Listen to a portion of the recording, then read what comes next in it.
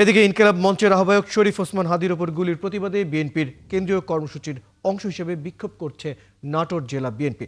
এতে প্রধান অতিথি আছেন বিএনপির কেন্দ্রীয় কার্যনির্বাহী কমিটির সদস্য রুহুল কুদ্দুস তালুকদার দুলু।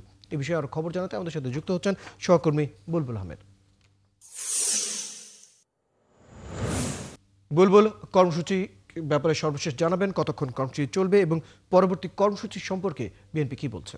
নায়াসিনামাইড ও স্যালিসাইলিক সমৃদ্ধ লিলি ফেস ওয়াশ, যা ফেসের ডেড স্কিন সেল দূর করে দেয় দ্বিগুণ ফাস্টার ব্রাইটেনিং।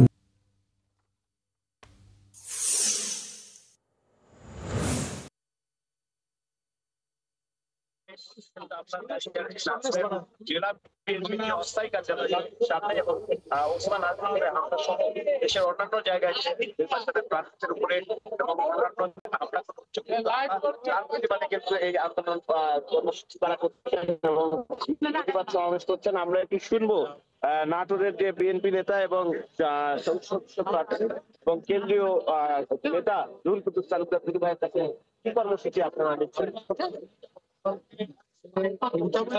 ঢাকা আটের হাজি নামে যে স্বতন্ত্র প্রার্থী তার উপরে আক্রমণ এবং গত 1 মাস আগেও আমাদের এরশাদুল্লাহ নামে বিএনপি প্রার্থী তার উপরে হামলা হয়েছে।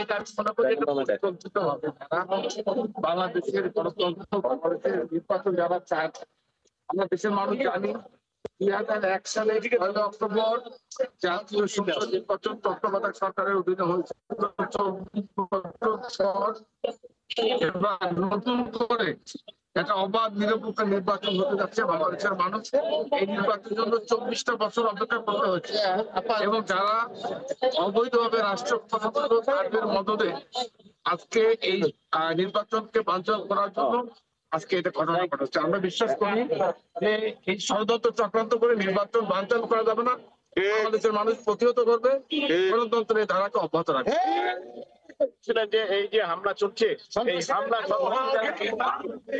এই ধরনের ধন্যবাদ বুলবুল আহমেদ, আপনি খবর রাখতে থাকুন। দর্শক, আমাদের সাথে আমাদের সহকর্মী বুলবুল আহমেদ যুক্ত ছিলেন, জানাচ্ছিলেন ইনকিলাব মঞ্চের আহ্বায়ক শরীফ ওসমান হাদির উপর গুলির প্রতিবাদে বিএনপির কেন্দ্রীয় কর্মসূচির অংশ হিসেবে বিক্ষোভ করছে নাটোর জেলা বিএনপি। সে বিষয়ে সর্বশেষ তথ্য আমরা জানছিলাম।